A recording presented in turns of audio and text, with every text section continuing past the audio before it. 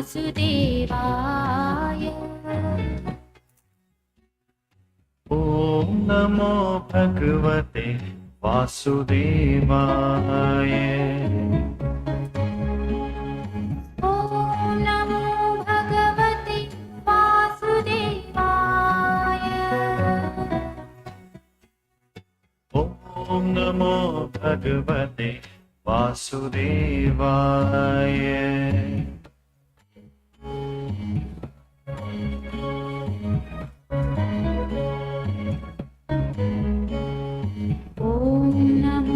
भगवते वासुदेवाय।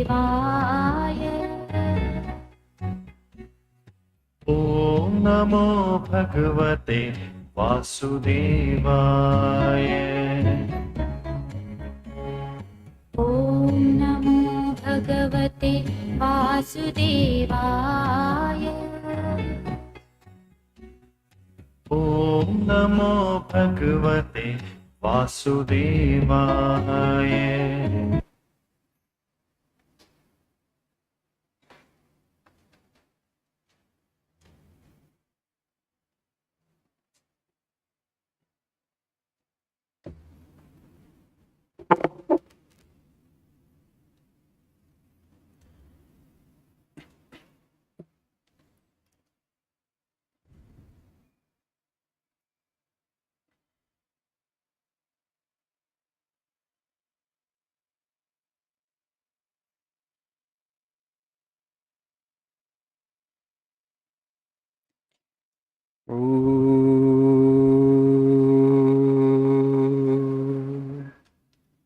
सहनावतु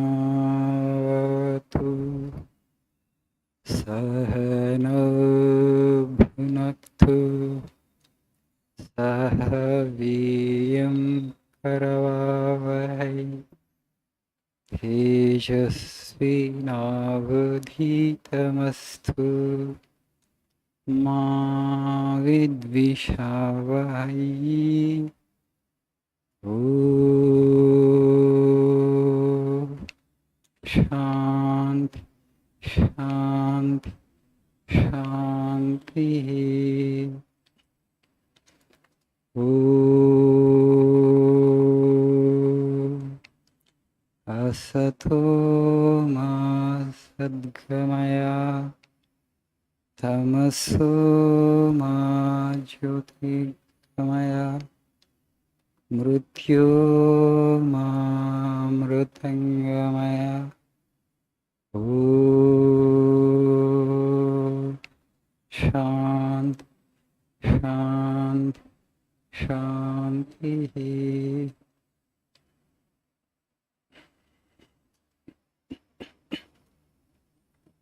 Good afternoon, guten Tag. Yeah.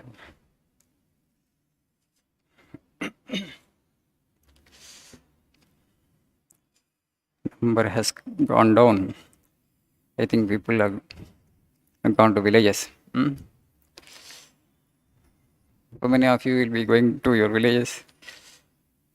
Please raise your hands. Not many, right?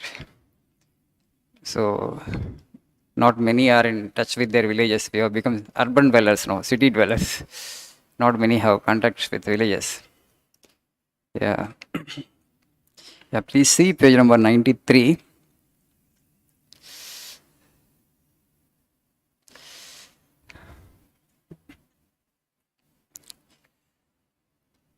True religion. Religion is the realization of spirit as spirit. What are we doing now? Just the opposite. Realizing spirit as matter. Out of the immortal God, we manufacture death and matter, and out of dead, dull matter, we manufacture spirit. We have to manufacture spirit. Religion is the inherent divinity of the soul. The soul is perfect, and religion is the manifestation of divinity already existing in man. Religion is the manifestation of the natural strength that is in man. These are some of the definitions that Swami Vivekananda gives for religion. Religion is the realization of spirit as spirit. What are we doing now? Just the opposite. Realizing spirit as matter. according to our philosophers, our rishis, the world has never been created. There is no such thing as world. For them, actually, world is fiction. Today, modern physicists are also telling the same thing. There is a video in YouTube you can see the people who won the physicists who won the 2022 Nobel Prize. They said there is no such thing as world. What our rishis have been telling for millennia, they have come to the same conclusion. So there is no world as such. It is only spirit, it is only energy. But you see it as matter. Why do you see it as matter? From where actually the world of name and form has come into existence. Our rishis were very clear, it is only a projection of the mind. So what is mind? An inferior modification of the spirit. So only spirit exists, only consciousness exists. But we see matter, we perceive matter, we see the physical body. It is so real for us. This alone is real. So spirit is not real for us. That we have to realize ourselves as spirit. That is the journey, that is the goal. Now we have wrongly identified with the physical and we think we are this physical body, and then because we think we are the body and the external world becomes real and we want to take as much happiness as possible from the world of matter. But creation has never happened according to philosophers. It is only one energy. Only when you become desireless, because mind dissolves, mind gets dissolved. When you conquer all the desires, mind becomes zero. When mind gets annihilated, you realize the world as spirit. The multiplicity is unreal. Multiplicity is fiction. Multiplicity is illusion. Of course, that's such a little long goal.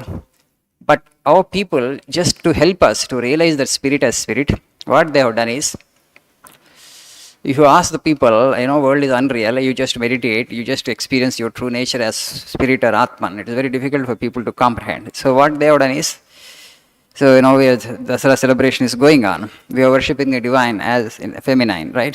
This is the only culture actually the divine is worshipped as feminine also. So that supreme intelligence, that primordial energy, we say Adhya Shakti, which actually has created this universe. According to highest philosophy, it has never been created. But as we see, because we need an explanation for the physical universe, they said, okay, God has created this world. So because there is creation, you think it has happened, and now actually you have to retrace your steps back to the source of the creation, that is mother of the universe, which is also called God. So we are worshipping God actually as mother of the universe. That's what this Durga Puja is all about. And I think actually there is no other country in this world which has as many festivals as we have in India. As many holidays as we have. Out of 365 days, I think around the schools and colleges, they function only for 220 or 230 days. The remaining days only holidays. Do you think it is affecting the productivity of the nation? Is it not affecting the productivity of the nation? Definitely affecting, right? Material productivity. So out of 365 days, you work only for nearly 60% of the days. 40% of the days go on holidays everywhere. So whereas in other countries, hardly 1 or 2 festivals will be there because the face there, only one festival per year probably. For 10-15 days they take a break and the rest of the year they work. But our people have figured it out. It's not the material things that bring joy to human beings. Human beings need culture. They need spirituality. At this level of evolution, you need culture and spirituality to make yourself happy, to make yourself feel fulfilled. That's the reason. If there is only one form of God, so again also people have the belief that this Sanatan Dharma is a polytheistic religion, that we worship multiple gods. You worshipped Krishna a few weeks back, then you worshipped Ganapati, now you worship Divine Mother, then you will worship Shiva and Shivaratri. Is that actually it's a polytheistic culture? Is that you worship multiple gods? No, God is one, we all know that actually. You go and ask a rickshaw puller and he will tell, he says God is one, right? Everybody, when a child, a kid also knows that God is one, God can be only one. So then why these many forms, you may ask. So if there is only one form for God and you celebrate and you remember God only once in a year, and then what they have done is they have created multiple forms of the same Lord, the same divine energy, same that supreme intelligence, same primordial energy, they have created multiple forms so that actually a lot of mythology can be created around it. And so every month there is a festival, you will be thinking about God constantly. So you will take your mind away from matter. There are only two things. Mind will be meditating on matter constantly. What our mind is doing today, we are thinking about buildings, we are thinking about vehicles, we are thinking about this material thing, that material thing, this gadget, that gadget. All the time, mind is meditating only on matter and matter and matter.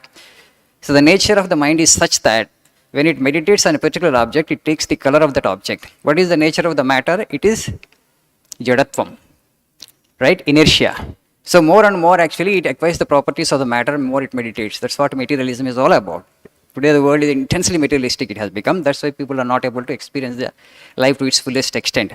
So to prevent this kind of folly, to prevent this kind of danger, what our rishis have done, sages have done is they have created multiple forms for the same Lord, and then multiple festivals they have created, and then mythology, then hymns and stotras, prayers, all that around the same supreme one. But forms are many. So that constantly 365 days every month you remember God. Perhaps that's why actually this is the most spiritual culture on the planet Earth. And we need to preserve this culture of this land, because that is not only for us, for our sake, but for the sake of the world. You need to understand this Sanatana Dharma is not a polytheistic religion. We worship one God through multiple forms. Right? All the stotras that you see, more or less same. All the same Visheshnas, same adjectives are used. Not that other different adjectives are used for different gods, because it's one God. Same adjectives are used for all forms of God. So out of 365 days, every month we have a festival, so that you can think on God and meditate on God. So there is no compulsion here. It's a very organically evolved society, even spiritually also. No compulsion, no papal authority that you should do this, you should not do that. If you do this, you will go to hell. If you don't do this, you will go to here. No such thing. You are given total freedom. So there is freedom, and there is culture, and there is also spirituality, real spirituality. Only when I think you see other countries, you will understand the whole environment of these countries suffused with that spiritual vibration. Sometimes you don't understand the value of it as long as you are here on this soil. Some lady asked Vivekananda, Swamiji, see, you have seen the opulent West now, because Swamiji went to America and Europe. He had given different talks there on Indian philosophy and spirituality. Now you are going back to your motherland. How do you feel? And Swami Vivekananda said, Madam, before I came to this country, I love my motherland. Now I am going to my motherland back. I am going to my own country. Now for me now, the very air is sacred. The soil is sacred. So when he went there, he understood the difference between this country and that country, other countries. They are basically materialistic. They understand only matter and money. And he told, Swami told Americans, you are dollar worshippers, you are matter worshippers, you are money worshippers. We worship God truly, you worship matter. So that's what the actual meaning of this statement, where Swamiji is saying that you need to realize spirit as spirit, God as God. In Bible there is a short statement. Jesus says, God and mammon cannot be worshipped together.